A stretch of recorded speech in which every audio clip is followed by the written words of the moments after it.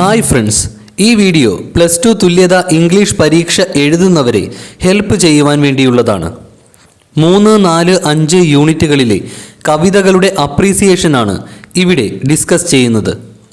ഇത് എസ്സേ ആയും അതുപോലെ തന്നെ മറ്റ് ചോദ്യങ്ങളുടെ ഉത്തരം എഴുതുമ്പോഴും നിങ്ങൾക്ക് പ്രയോജനപ്പെടുത്താം. അതുകൊണ്ട് പൂർണ്ണ ശ്രദ്ധയോടെ ഇവിടെ പറഞ്ഞിരിക്കുന്ന കാര്യങ്ങൾ കണ്ടും കേട്ടും മനസ്സിലാക്കുക. ഒരു തവണ കേൾക്കുമ്പോൾ സംശയമുണ്ടായാൽ ആവർത്തിച്ച് കേൾക്കുക.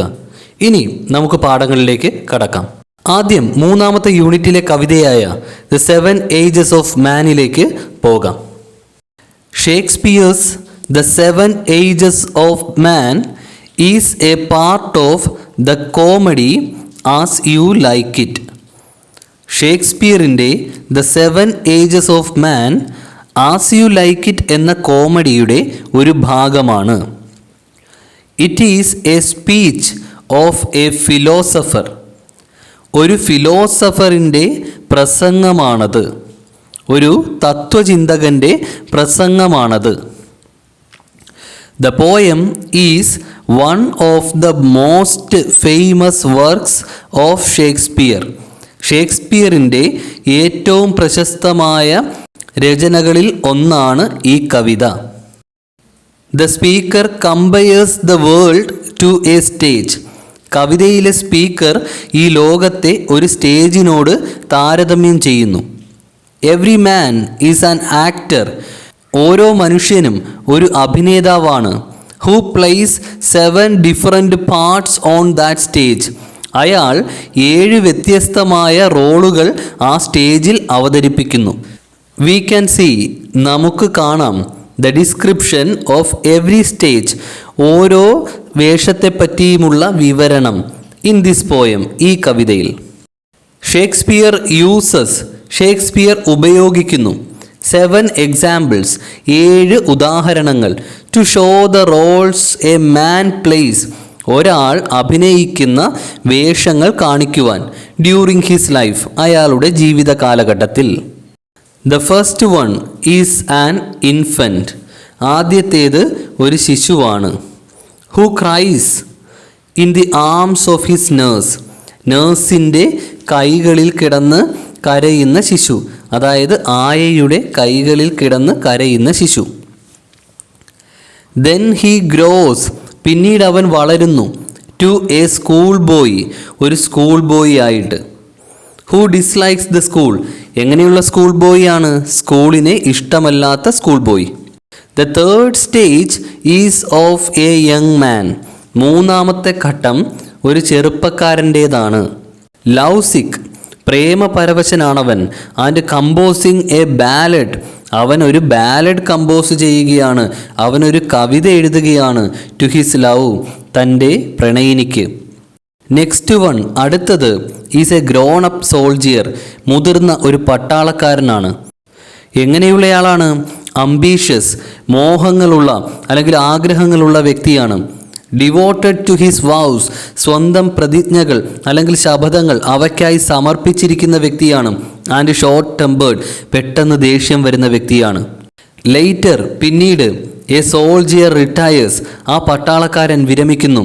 ആൻഡ് ബിക്കംസ് എ ജഡ്ജ്, അവനൊരു ജഡ്ജായിത്തീരുന്നു, അവനൊരു ന്യായാധിപനായിത്തീരുന്നു.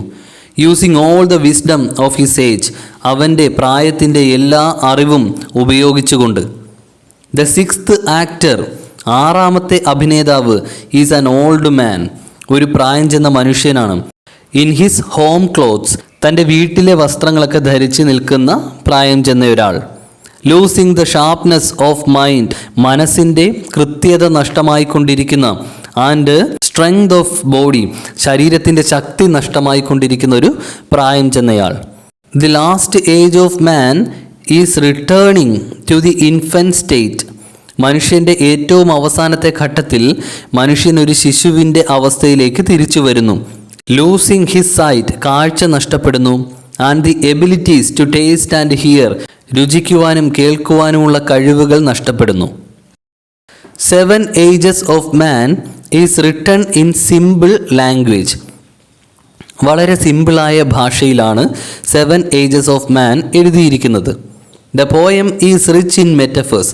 കവിതയിൽ നമുക്ക് ധാരാളം മെറ്റഫേഴ്സ് കാണാം. The world is compared to a stage. ഈ ലോകത്തെ ഒരു സ്റ്റേജിനോട് താരതമ്യം ചെയ്തിരിക്കുന്നു. And people to actors on it. ആളുകളെ അതിലെ അഭിനേതാക്കളോട് താരതമ്യം ചെയ്തിരിക്കുന്നു. The author also uses simile. എഴുത്തുകാരൻ സിമിലിയും ഉപയോഗിക്കുന്നു. എന്തിനാണ്? To enhance his message. തൻ്റെ സന്ദേശം കൂടുതൽ എടുത്തു കാണിക്കുവാൻ. And make the description more vivid. അതുപോലെ തൻ്റെ വിവരണം കൂടുതൽ കൃത്യമാക്കുവാൻ. The examples are. ഉദാഹരണങ്ങളാണ് ക്രീപ്പിംഗ് ലൈക്ക് സ്നെയിൽ. ഒച്ചിനെ പോലെ ഇഴയുക. Or sighing like furnace. തീച്ചൂള പോലെ നെടുവീർപ്പിടുക. The last phrases of the poem. കവിതയുടെ അവസാന ഭാഗങ്ങൾ. Shows the point. ഈ പോയിന്റാണ് കാണിക്കുന്നത്. ഏത് പോയിന്റാണ്? That life makes a full circle. ജീവിതം ഒരു ചക്രം പോലെയാണ്, അല്ലെങ്കിൽ ജീവിതം ചാക്രികമാണ് എന്നാണ് കാണിക്കുന്നത്. The poet deliberately names it second childishness. കവി അറിഞ്ഞുകൊണ്ട് തന്നെയാണ് അതിന് സെക്കൻഡ് ചൈൽഡിഷ്നെസ്, രണ്ടാമത്തെ കുട്ടിക്കാലമെന്ന് പേര് നൽകുന്നത്.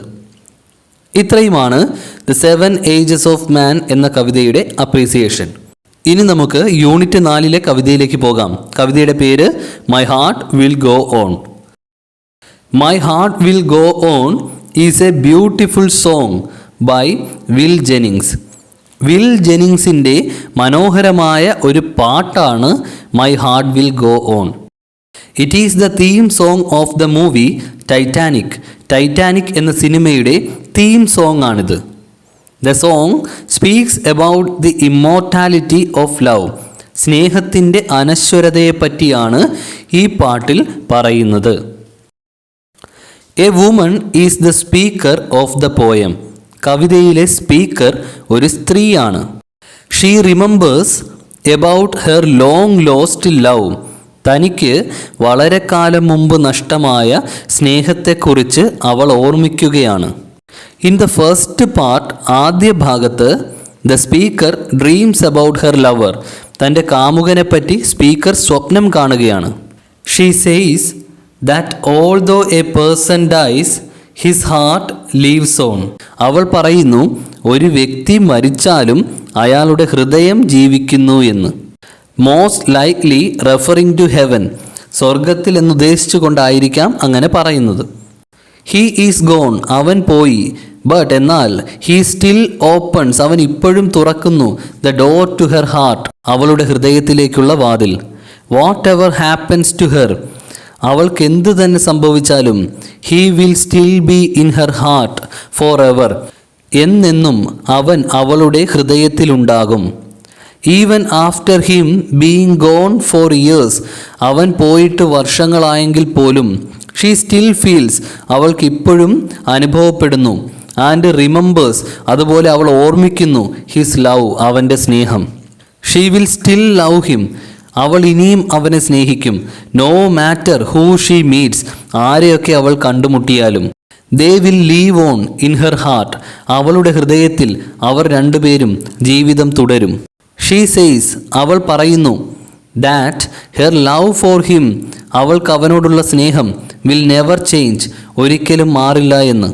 And that his memory and the memory of there love. അവനെപ്പറ്റിയുള്ള ഓർമ്മയും അവരുടെ സ്നേഹത്തെപ്പറ്റിയുള്ള ഓർമ്മയും is safe in her heart. അവളുടെ ഹൃദയത്തിൽ സുരക്ഷിതമാണെന്ന്. This is a song which praises love. സ്നേഹത്തെ പുകഴ്ത്തുന്ന ഒരു പാട്ടാണിത്. The words used here are very simple. വളരെ സിമ്പിളായിട്ടുള്ള വാക്കുകളാണ് ഇവിടെ ഉപയോഗിച്ചിരിക്കുന്നത്. ബട്ട് എന്നാൽ they are powerful and heart touching. അവയൊക്കെ തന്നെ ശക്തവും അതുപോലെ ഹൃദയത്തെ സ്പർശിക്കുന്നതുമാണ്. ഇതാണ് my heart will go on എന്ന കവിതയുടെ അപ്രീസിയേഷൻ. ഇനി നമുക്ക് അവസാന യൂണിറ്റിലെ കവിതയുടെ അപ്രീസിയേഷനിലേക്ക് പോകാം. കവിതയുടെ പേര് success is counted sweetest. Success is counted sweetest is a poem written by Emily Dickinson. Emily Dickinson എഴുതിയ ഒരു കവിതയാണ് success is counted sweetest. It describes. അത് വിവരിക്കുന്നു complicated moral and psychological truths. സങ്കീർണമായ ധാർമ്മികവും മനഃശാസ്ത്രപരവുമായ സത്യങ്ങളെപ്പറ്റി. It has the theme of success and failure. ഈ കവിതയുടെ വിഷയം വിജയവും പരാജയവുമാണ്. The poem speaks about the value of success. ഈ കവിത വിജയത്തിൻ്റെ വിലയെപ്പറ്റി പറയുന്നു. Those who have tasted failure, പരാജയം രുചിച്ചിട്ടുള്ളവർക്ക് മാത്രമേ ക്യാൻ ട്രൂലി ഫീൽ, ശരിക്കും അനുഭവിക്കാൻ കഴിയൂ the real essence of success, വിജയത്തിൻ്റെ ശരിക്കുമുള്ള സത്ത. ദ പോയറ്റ് സെസ്, കവി പറയുന്നു, that success can be very well enjoyed, വിജയം വളരെ നല്ല രീതിയിൽ ആസ്വദിക്കുവാൻ സാധിക്കുന്നത് by those who experienced defeat in their life, ജീവിതത്തിൽ പരാജയം അനുഭവിച്ചിട്ടുള്ളവർക്കാണ്. Once a person has lost or failed, ഒരിക്കൽ ഒരു വ്യക്തിക്ക് തോൽവി സംഭവിച്ചാൽ അല്ലെങ്കിൽ അയാൾ പരാജയപ്പെട്ടാൽ, he can enjoy success in a better വേ, അവന് കൂടുതൽ മികച്ച രീതിയിൽ വിജയം ആസ്വദിക്കുവാൻ സാധിക്കും. The first stanza tells us, ആദ്യത്തെ സ്റ്റാൻസ നമ്മളോട് പറയുന്നു, that success is considered sweetest, വിജയത്തെ ഏറ്റവും മധുരതരമായി പരിഗണിക്കുന്നത് for those who never succeed, ഒരിക്കലും വിജയിക്കാത്തവരാണ്. To understand the value of nectar, പൂന്തേനിൻ്റെ വിലയറിയണമെന്നുണ്ടെങ്കിൽ one must feel sorest need, ഒരാൾക്ക് ഏറ്റവും കഠിനമായ ആവശ്യം അനുഭവപ്പെടണം, അതായത് വളരെ വലിയ വിശപ്പുണ്ടാകണം. ഷീ സെയ്സ്, അവൾ പറയുന്നു, that the members of the victorious army, വിജയിച്ച സേനയിലെ അംഗങ്ങൾക്ക് ആർ നോട്ട് ഏബിൾ, കഴിയില്ല ടു ഡിഫൈൻ വിക്ടറി, വിജയം എന്താണെന്ന് നിർവചിക്കാൻ.